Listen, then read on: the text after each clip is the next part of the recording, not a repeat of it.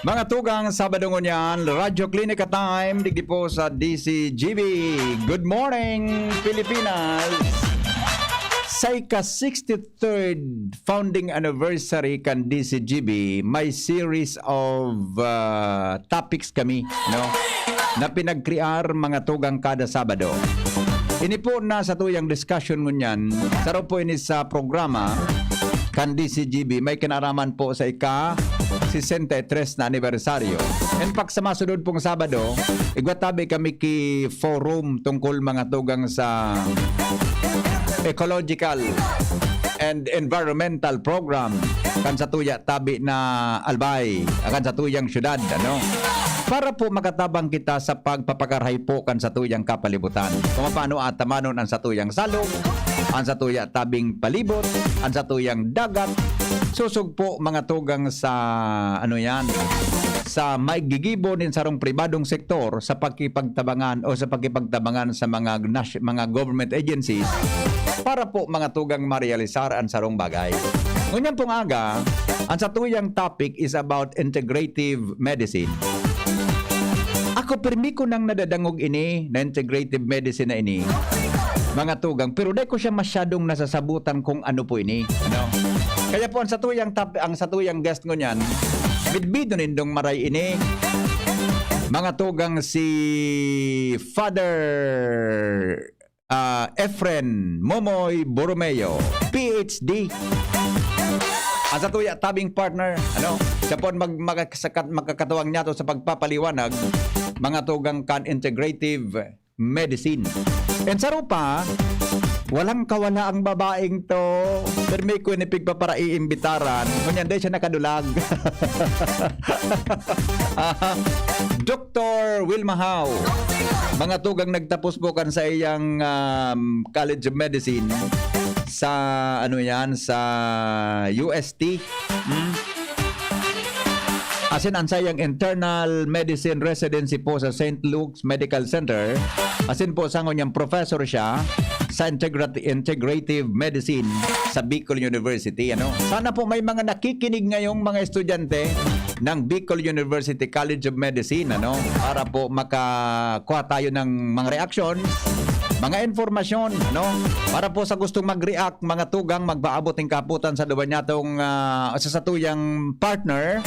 Kung na pag-aaga, mag-text lang po sa 0995-398-1813 at saka sa 0928-777-5548. Si Father Momoy, via Zoom, tabi. Ngunyan na pag-aaga. Father Moy, maray na aga, tabi. Wala pa? Nahiling ko siya, nasa integrative, ano yan, nasa healing ministry. Baka ibang pinasukan ni Father Momoy. Nahiling ko siya nag-notify sa kuya, sa kuwang ko, sa lingaro. Naka-standby na siya, hanap pa daw tabi. Baka sa pigagamit din sa Padingmar. Baka yung ginagamit ni Padingmar, ha? Baka sa pigagamit na Padingmar ang linya ni Father Momoy. Ano? Nahiling ko siya, ito, naka-join na siya, Trinitas Healing Ministry has joined meeting DZGB Zoom. Ito. Sige. I-introduce ni Father Momo yan. Introduce ni Father Momo. Saan naka-join siya? Si Father Momoy saan? Sandali lang sandali. Hello, Father Moy. Padre, pasok ko muna ipapatransferon ko si Father Momoy sa Radyo Klinika. Sandali lang Sandali lang Kaya daw, sandali lang Pwede pakipatawang tabi, Padingmar. Patransferon mo si Father Momoy sa Radyo Klinika. Tinext ko sa iya su link Tinext ko sa iya su link. Tabi ano. Tinext ko sa iya su link ni Father Momoy su tatlo pala. May in-invite kasi si Father Momoy na saro pang guest ko niya na pag-aaga. Sandali lang po, Dr. Vilma, sandali lang po Sandali. Naayos ko lang yung linya. Nasa ibang linya pa lang si Father Momoy. Sandali lang Paki-advise daw tabi. May communication ka mo naman kay Father Momoy para bukan linya. Okay. Sige daw. Dapat in-minute ko si Father Momoy na maka-oron on air. Ngunya na aga. Okay na? May communication ka mo para makatransfer si Father Momoy sa Radyo Klinika?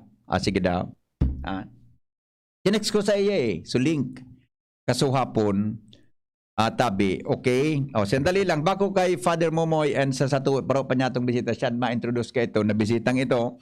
Apunan ko na po si Dr. Vilma Hao. Dr. Hao, magandang umaga. Hello? Sandali lang Ay, naputol man si Dr. Vilma. Sandali. Si Dr. Vilma Hao naputol. Madali lang sandali. Ito na. Nag-ring na ang linya ni Dr. Vilma Hao. Wilma man akong Wilma kasubago. Sandali lang okay. Dali, ito na, nag-ring na po. So, naka-standby na kasaba ko si Dr. Vilma Hao. Mga tugang dili po sa tuya na programa. Okay, sandali lang Dr. Hao? Hello? Doc? Dr. Hello. Vilma, magandang umaga. Magandang umaga din. Oo, wala ka nang kawala ngayon. Nahuli din kita Oo nga Ano ka talaga? Very, anyway. Kumusta po kayo, Doc? Kumusta po kayo? Okay lang, busy. Opo, sige. Hintay ko lang po na maka-rejoin si Father Momoy sa via Zoom, Kasi nasa Zoom siya. Pero, habang hinintay mo natin si Father Momoy, Dr. Vilma, pwede mo bang mabigyan mo kami ng counting explanation sa ere? Kung ano po ang sinasabi na integrative medicine? Okay. Ang integrative medicine is holistic medicine. Yan ang term na ginagamit mostly ng mga tao because usually ang treatment does not involve mga gamot lang. Iba-iba yan. Oo, maraming aspects. You have the herbal, you have the mga manual, may mga massage, ganon.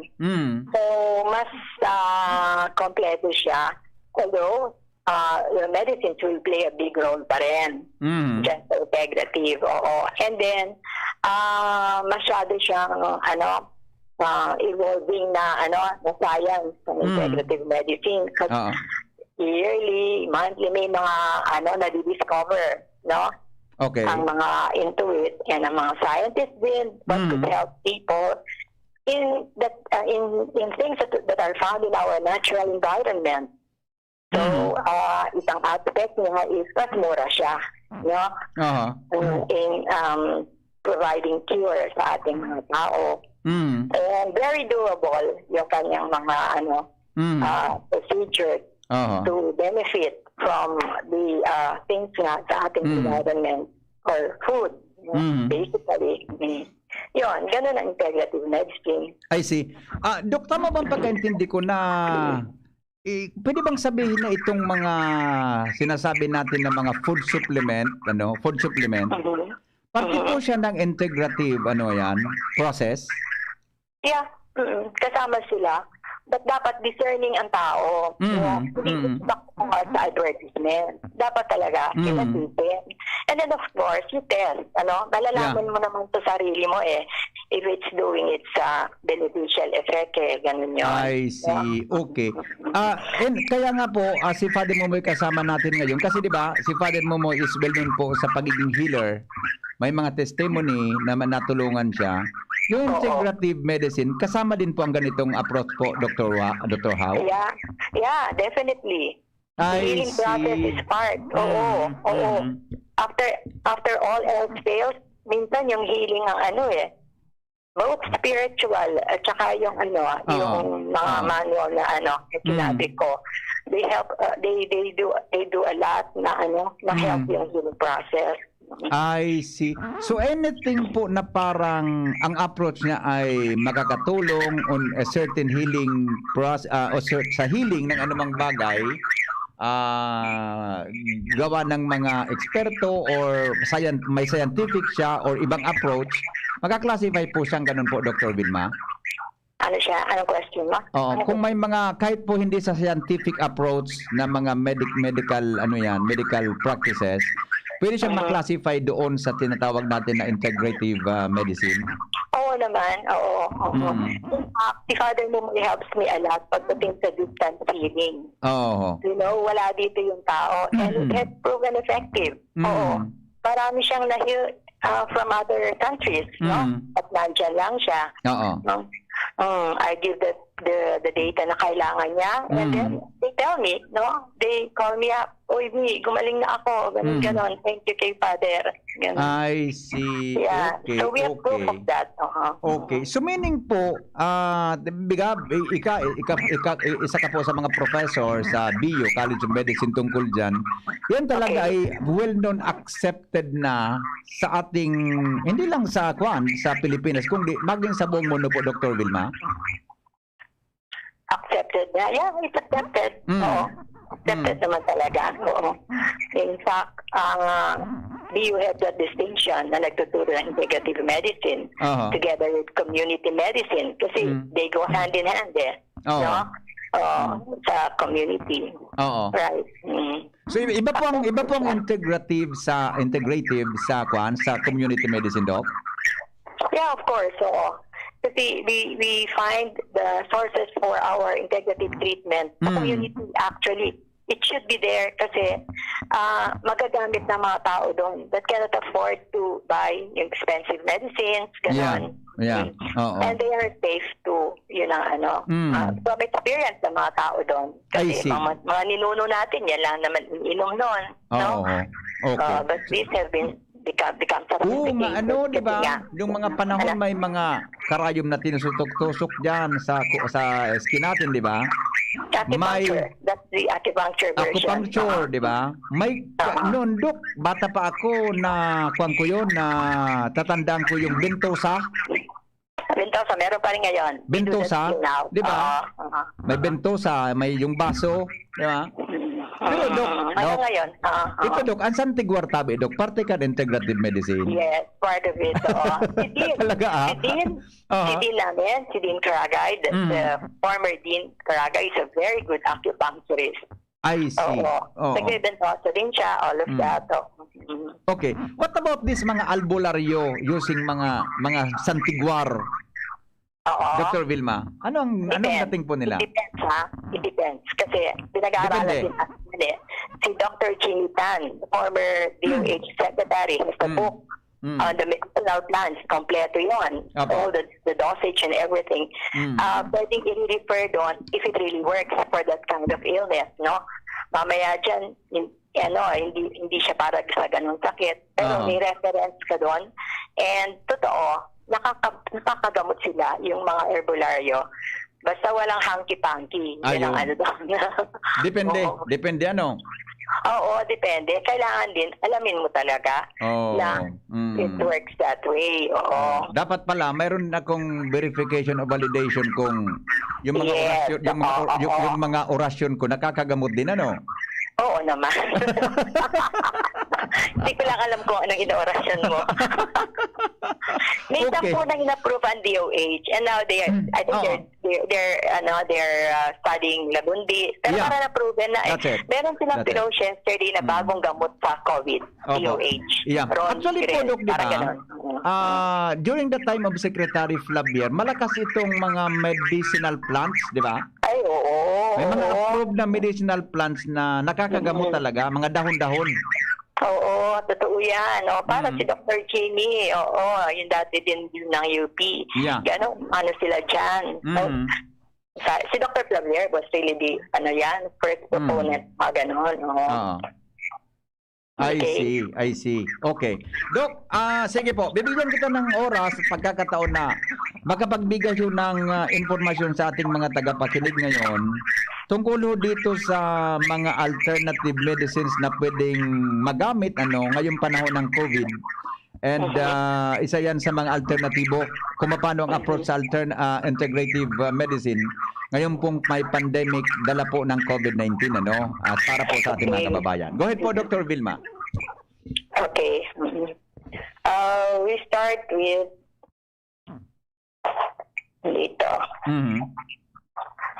Actually, in my practice, this is a telemedicine. Ang ginagamit ko yung ivermectin, and I'm using the protocol of Dr. Alan Landrito. Opo. Sa mga tao pong hindi po naka-watch ng Zoom meeting niya for Albay, he did it for us. Ito po yung kanyang diniscuss doon, no? Nire-echo ko lang po, no? Para ma-refresh kayo. Opo. Okay po? The dosage ng ivermectin, which is frequently asked, and of course, kailangan, depends po on many factors. Hindi po basta-basta po iinom yan. Ano po? Yung weight and age, and then what symptoms you have, and then kailan dumating ang mga symptoms nyo, like the number of days you've been having fever, ganon. Pagkatapos po yung comorbidities. Kasi napaka-importante po ang early treatment. Pag naagapan po ang treatment, ilang symptoms pa lang, hindi na dating sa panahon na itatakbo kayo sa ospital at hindi na kayo makahinga. Ganun po. Kasi eventually, yun ang pupuntahan nun. So, dapat ospital na pa ganon. Po? Ngayon, sa ano naman po, ang mga signs and symptoms po na pansinin niyo po ha, kasi akala po ng mga ibang pasyente, ay, trangkaso lang ito, ay, napagod lang ako. Napagod lang. During these times po, napansin po, ang mga symptoms na yan, COVID na po yan, after po na mag-swab, talaga, nagpa-positive na at lumalala. Yun pa. Hindi na nakukuha sa mga dati nating gamot, paracetamol, kung ano-ano, hindi na. Lumalala na po. So these are the symptoms to watch out for. Fever, headache. Yeah, totoo. Oo, nahihirapan huminga, difficulty of breathing, dry cough. Dalawang klase pong cough. Pwedeng dry, pwede yung maplema na dire-diretso kang inuubo. Hindi ka na makahinga. And then, of course po, yung sense of taste at saka smell, COVID, definitely po yon. Pag nawala na yon. No? Ngayon po meron pa ito, difficulty of hearing. Nahihirapan kayong makinig, marinig. So, kasama. Apektado yung pakikinig, ha? Sore throat po, no? Dry or sore throat. Minsan itchy throat, diarrhea, body pain. Ayan, ito po dumarami ito, itong body pain. Ito, no appetite. So, of course, walang sense of taste or smell. Nawawala ng appetite. And then, importante po yung number of hours of sleep. Pag hindi kayo masyadong nakakatulog. Okay? So, yan po ang mga tatanda ng mga symptoms, and I hope hindi na po darami ang mga yan kasi parami ng parami eh. Okay.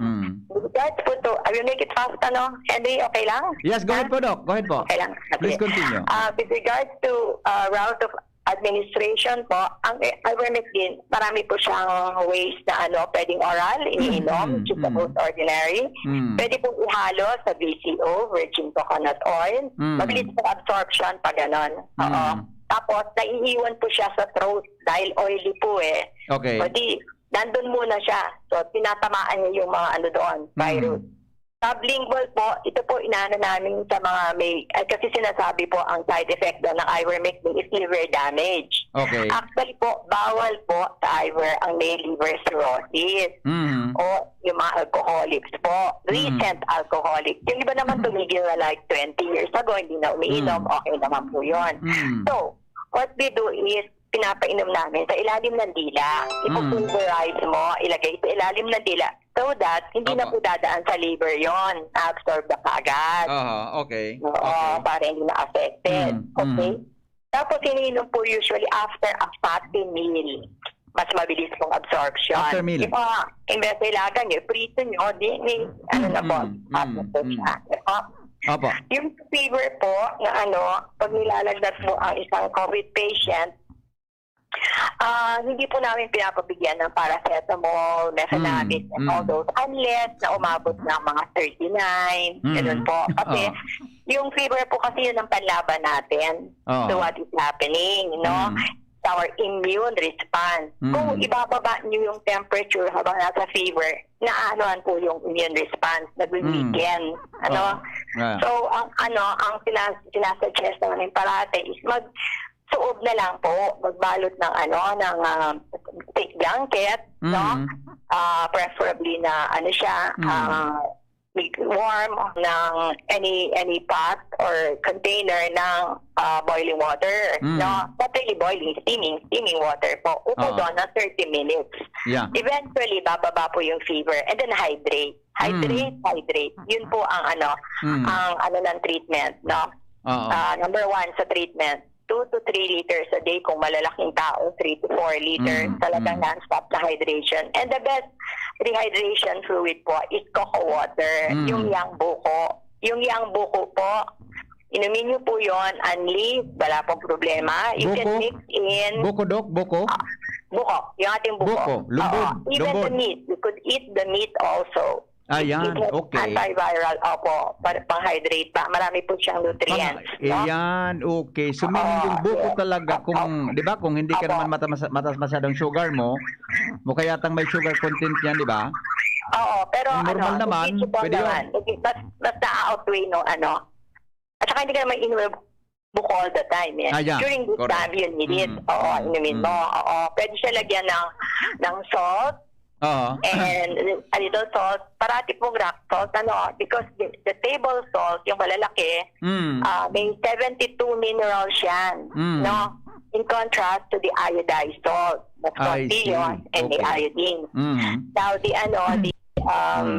other thing you could add is honey, pwede mo ilagay doon, and also lemon. Sa atin, suka na lang, kasi makalang lemon sa atin, okay? So, yun po ang ngayong pag-rehydration. And then vitamin C. Lots and lots of vitamin C. Sa hospital nga po, ina-IV yan.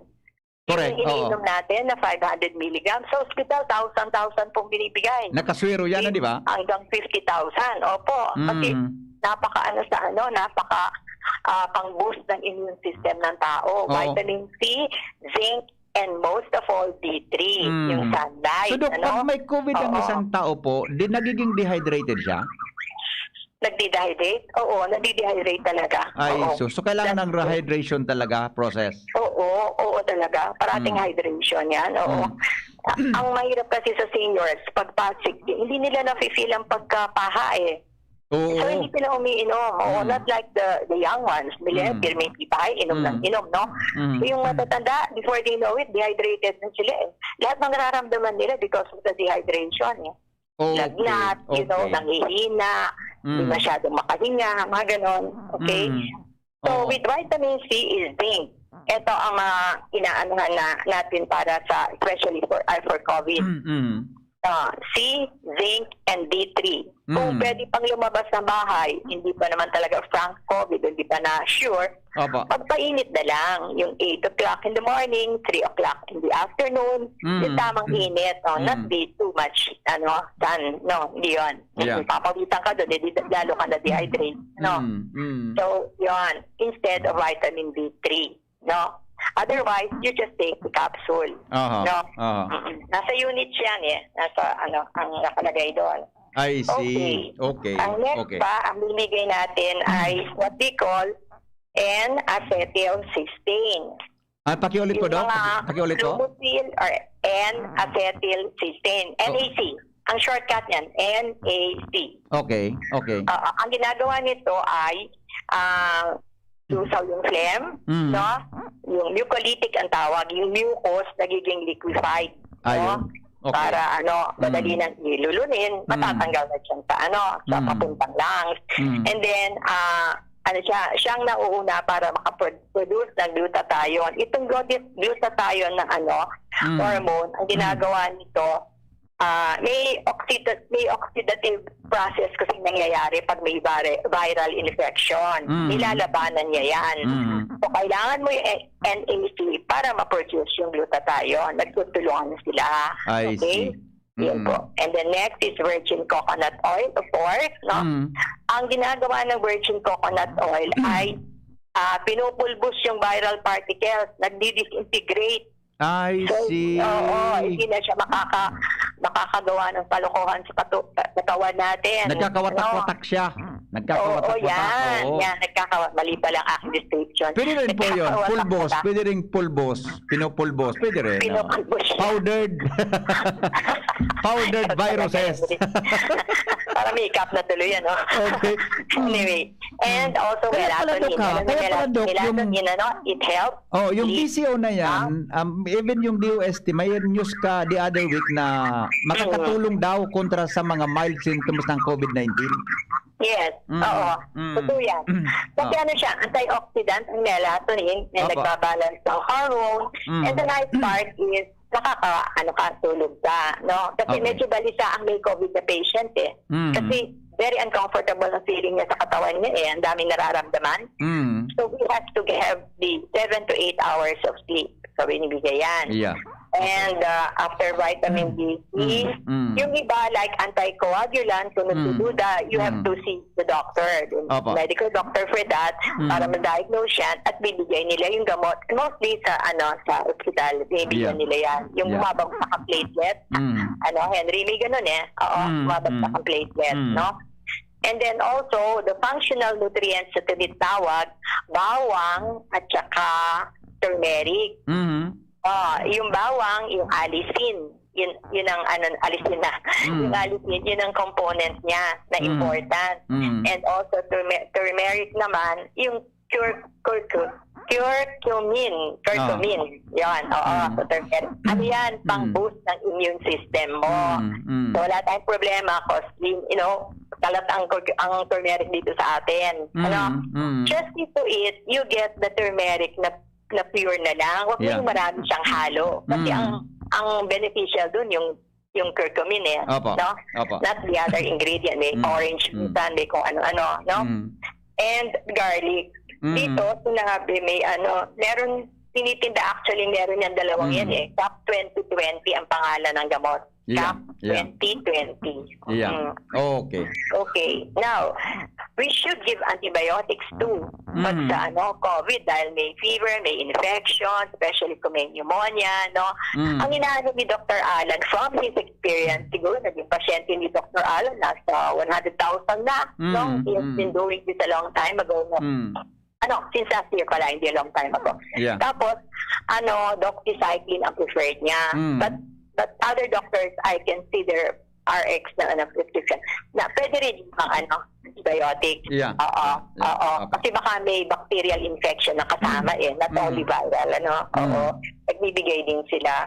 Now, for asthma, bibigay din para sa asthma. Budesonide binibigay namin. For ang dalawang klaseng cough, yung isa, yung persistent cough nga, incessant ang tawag doon, meron binibigay din yung levopron. Binibigay din yan sa mga TB patients, yung ubo ng ubo, levopron. And then for mga last recourse, binibigyan ng colchicine and steroid also. Mga doctors ay bibigay din, mga conventional doctors ng steroid and yung gano'n. So that sums up ang pag-treat sa COVID, pero individualize ang patient. Ang warning ko, pagka maaga, 1 or 2, magpatingin na. Magpa-check up na, magtanong na, and all that. Pwede ba magtanong kahit sa RHU, no? Kung nasa barangay kayo, from your rural health midwife, rural health nurse, meron naman parati, no? Para maagapan. Kung maabot sa na naghahanap ng tank at nakapila, namamatay sa pila, because talagang gabi na, makakaabot sa ganyan because hindi na agapan. No? It can be treated. Hindi naman sa all my patients recovered early. Nasundan nila yung course sa But lately, puro late na ang symptoms. Akala nila flu lang. Sabi niya, wala naman ako nakasama may COVID. Ganito. At saka mahirap pa ngayon, pag meron ng isa sa pamilya, lahat meron. Lahat meron na. Ang bilis ng deltang lipat-lipat. From person to person. Okay. So, yun. Unless they want to ask. Doc. That's about it. Thank you for that information. Nasa linya na po si Father Momoy, Borromeo. Kausapin natin. Padre, magandang maray na agad tabi. Ayun, medyo mahina ang audio ni Father Momoy. Padre? Sandali lang po Sandali lang Medyo, Padre, sandali lang po Medyo mahina ang audio ni Father Momoy. Pakiayos mo ng audio ni Father Momoy. Sandali lang Hello, Padre, pakitry again po. Yan. If I am not mistaken po, kasama natin ngayon si Dr. Divina Gonzales. Live from the US of A. Yeah. Wow! Hi, hello. Okay, unahin ko muna si Father Momoy. Father Momoy, baka okay na pang audio mo? Siguro, tama na. Manipis talaga.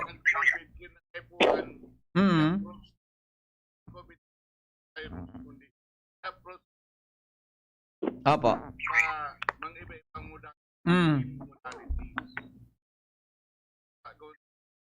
Oo.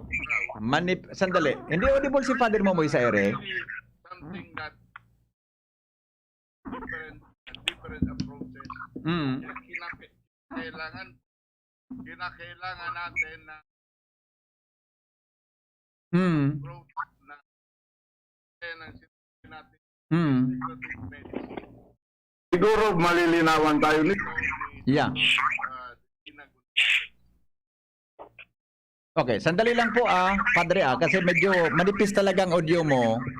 Kasi nasa kabilang linya na din si Dr. Divina Gonzales from the US of A. Yan.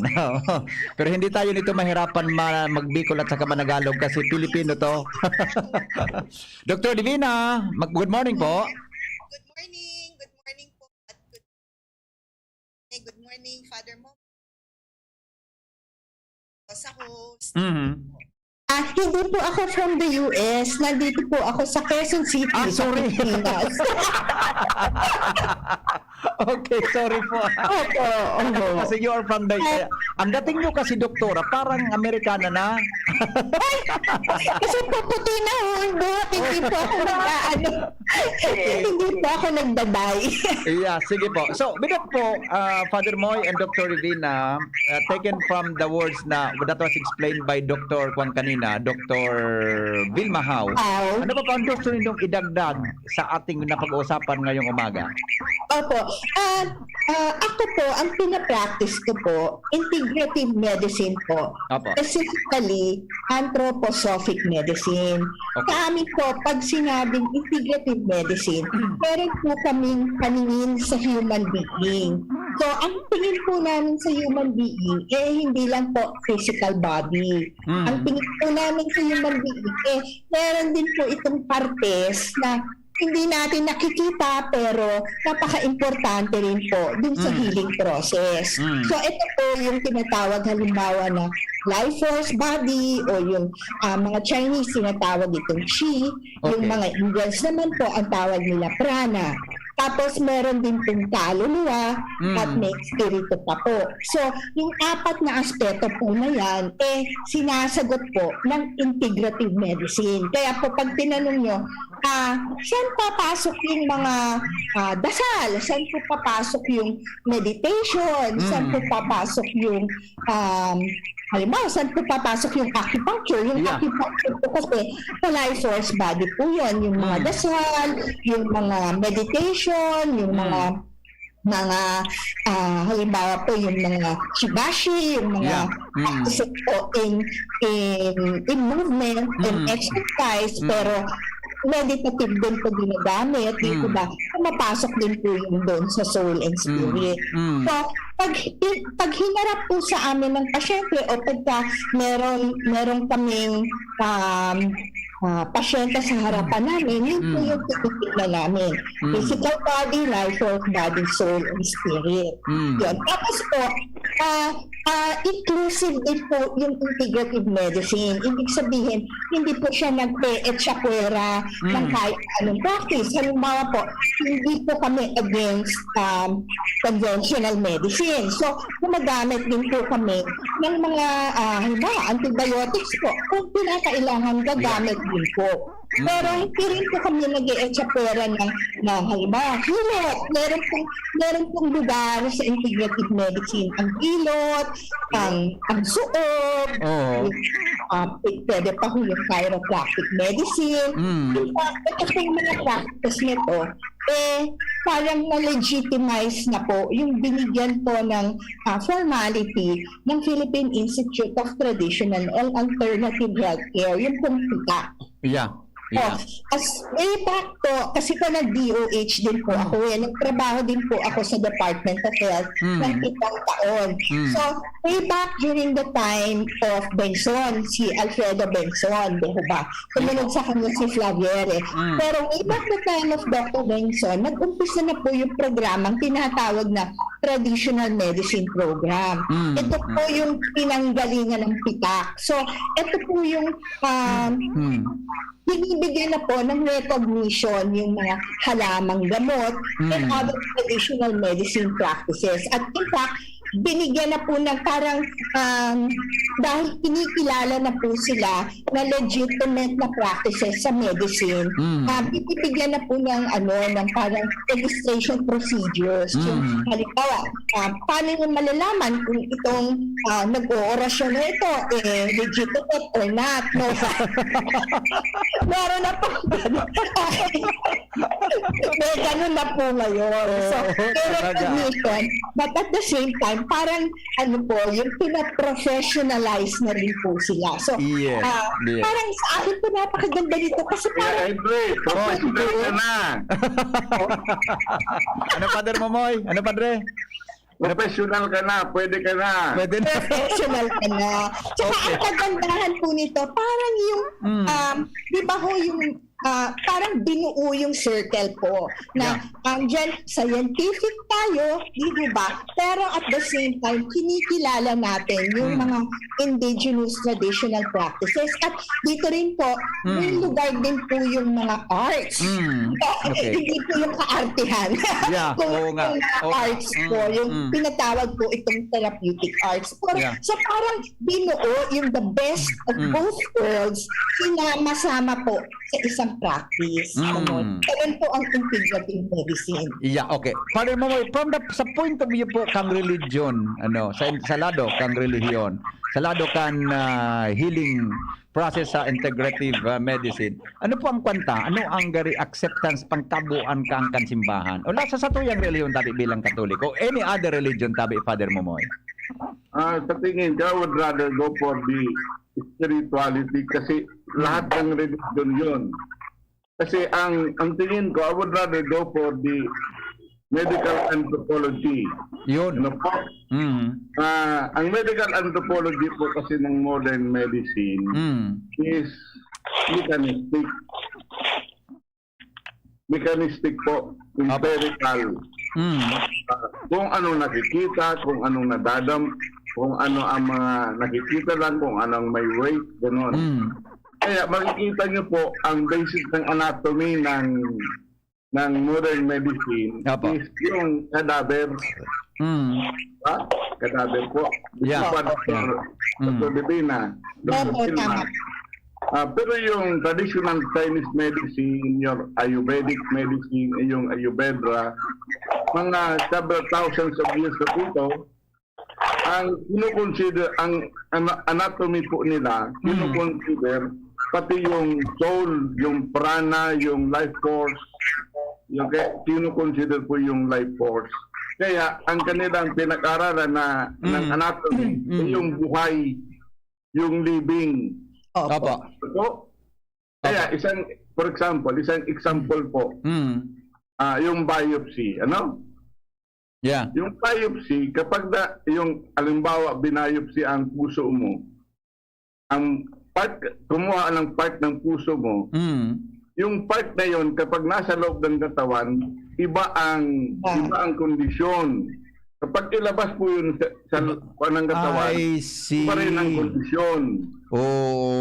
Kasi hindi na po dinadaluyan niya ng dugo, ng iba pa, saka ng iba pang life force, ng electrical energy, hindi na po dinadaluyan. Iba po ang kondisyon. That's why, ang sinasabi ko po dito, tama po ang ating pananaw, Dr. Divina, na natanggap ang lahat, but kinakailangan suriin din. Yeah, correct. Kinakailangan, ngayon, pag pumupunta po ako sa mga hospitals, may mga doktor para bang inventory ng maraming mga doktors. Minsan mga 10, mga 12 doktors nandyan.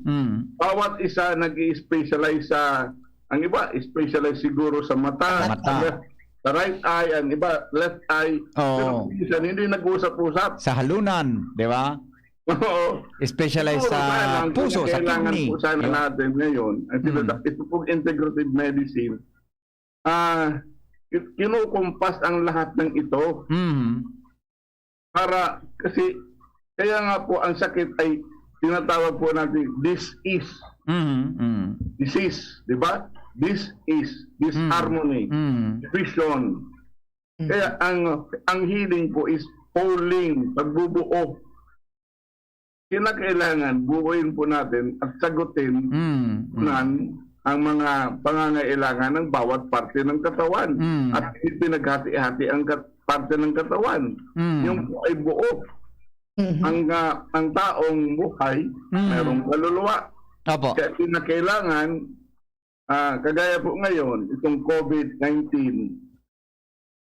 marami po dinadapuan ito. Siyempre, bago kadapuan ito, bago mag-full blast ito, nandyan na muna ang takot, nandyan na muna ang anxiety. Kinakailangan, tugunan din yung anxiety yon. Yeah. Diba? Hindi lang yung, yes, nandyan na po yung inyong immune system booster, nandyan na po ang vitamin C, nandyan po ang lahat. Kinakailangan, tugunan din po yun. Kasi kung minsan po, takot na takot ka, nervous na nervous ka, kung minsan hindi makapagpang, kaya lumalakas ang iyong nervous, kaya ang iyong puso, matindi ang palpitation. Kinakailangan. Oo nga. Lahat. Kaya sa integrative medicine, sa tingin ko po, mayroon tayong meditation. Yeah. Opo, okay. Yung breath-centered meditation. Okay. Yung pinapractice po ng yoga, yung pinapractice po ng Zen. Di po ba, Doktor? Yeah, opo. Padre, Dr. Tabiado, balikan ko muna si Dr. Hao kasi i-excuse ko na to kasi mayroon siyang online teleconsultation sa ngayon, ano? Hingyan ko na muna si Dr. Vilma Hao ng kanyang parting words po sa ating mga taga-subaybay. Dr. Vilma? Hi, Doc. Doc Vilma? Doc Vilma? Hello? Ay, Doc, hingan mo na, hingan na po kita ng mensahe sa ating mga kababayan kasi alam ko mayroon kang online consultation sa ngayon.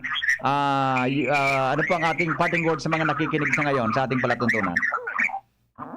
Para sa consultation, at the moment po, puno po ako ngayon, so hindi ko po maaasikaso kung may mga nagko-consult, So, kasi itong tele kasi is ang mga patients mo dito from all over Yeah, opo. Batangas, Cavite, as far as those places. So, either nire-refer ko na lang or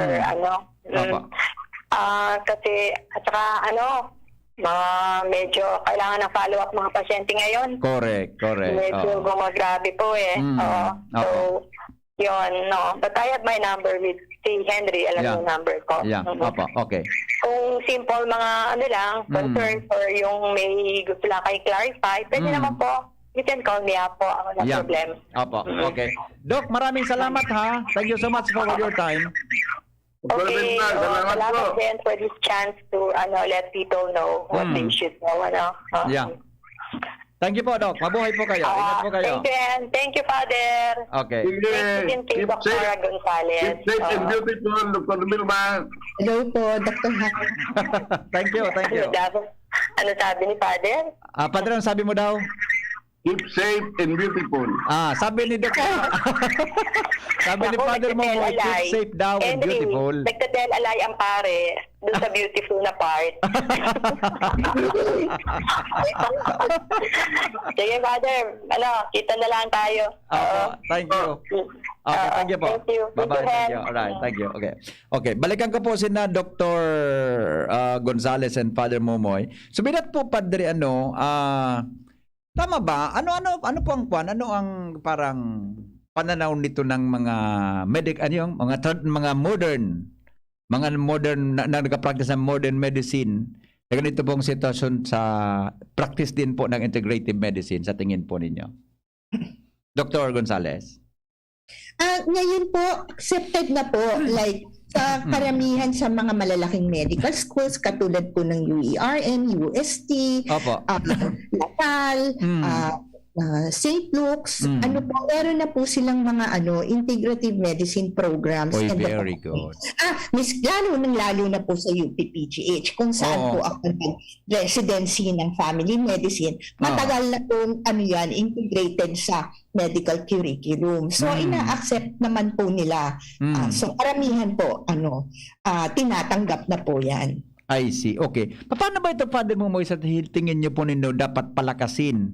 Kasi sa tingin ko po, mas kwan ito, di ba? Parang yung mga kababayan natin sa barangay o sa mga malalayong lugar, na mga malalayo sa doktor, ito yata ang isa sa mga pwedeng alternatibo ng ating mga kababayan. Kasi nandyan sa kanila ang mga herbal, di ba? Ang mga dahon-dahon sa kanilang lugar. Father Momoy and Dr. Gonzales. Actually po, yung hanggang ngayon, more than 2 years na tayo sa COVID-19, wala pa rin po ako nababalitaan na nagkasakit dito sa San Andres. Yung lugar po ito ng mga agta. Wala pa rin po ako masyadong nababalitaan ng nagka-COVID positive doon sa Rapu-Rapu, sa Buhi, sa Tiwi. Na mga lugar po ng mga indigenous na mga natin, mga lumads. Tapos kahit doon sa Cotabato, sa mga iba-ibang lugar, by the way, nandun ngayon si Dr.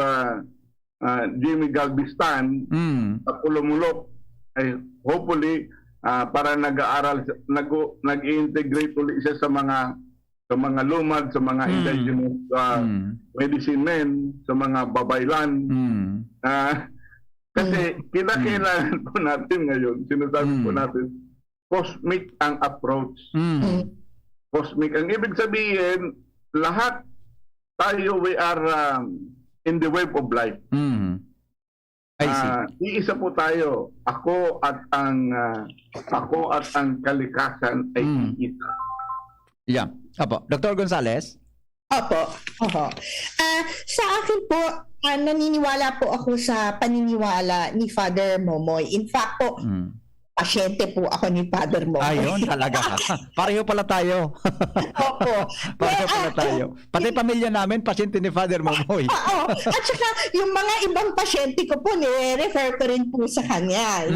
Kaya talaga pong believer po ako dyan.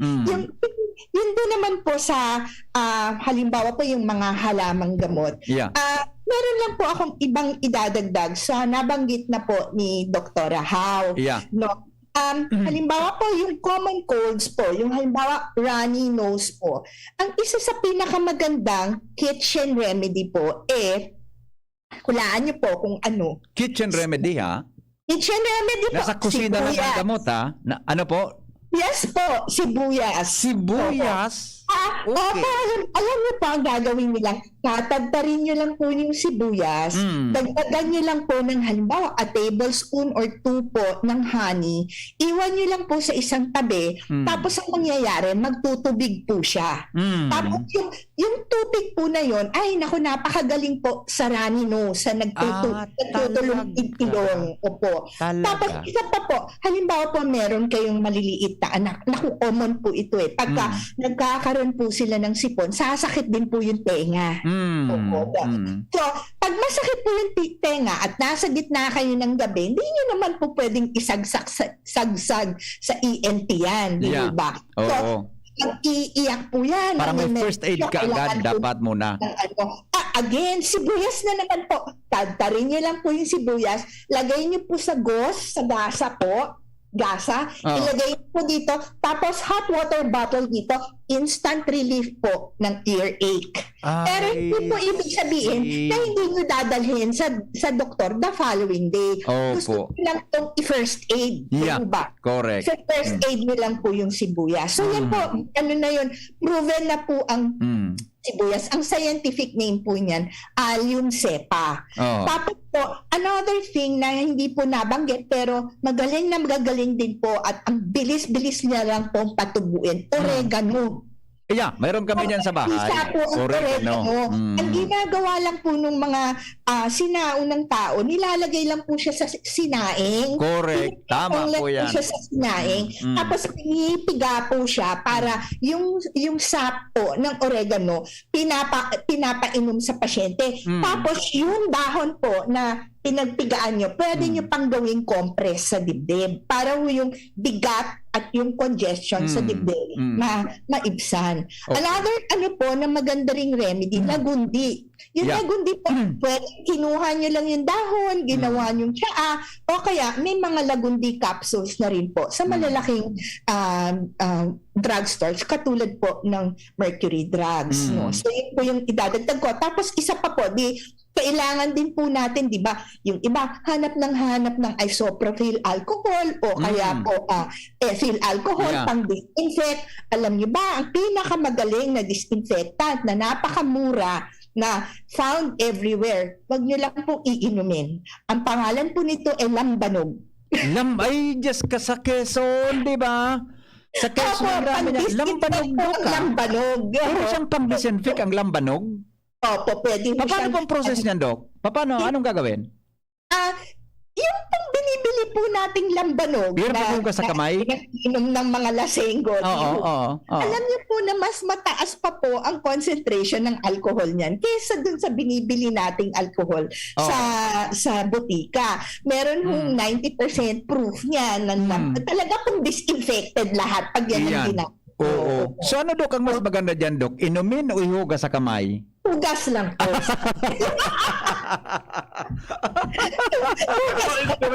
Interesado ka, Henry, Hugas lang. Hugas lang po sa kamay. Isa pa pong magandang gagawin natin. Halimbawa po, mataas. Kasi po yung lagnat po, dalawang phase po yan. Yun yung gustong-gusto kong isasabi. Yung ituturo sa mga pasyente po. Yung phase po ng lagnat, pag hinawakan niyo po yung noo, mainit po. Pero pag hinawakan niyo yung talampakan at binte, malamig po. Yes, nangyayari yan. First phase ng lagnat, na nanginginig pa po yung pasyente, nag-chills. Nandyan po kayo sa phase na yan. Huwag niyo pong liliguan. Kasi po, pag niliguan niyo, lalo pong manginig siya. Kasi po, ang fever po, may curve. Gusto niya pong pumunta dun sa top ng curve. So, pag nasa top ng curve na po siya, dun po yung second phase. So, paano po natin mapapabilis yung first phase? Kasi po, yung first phase, minsan umaabot po yun ng 3 araw na babataas, lalo po may mga magulang na mahilig magbigay ng paracetamol. At yun po, hindi po maganda talaga yun.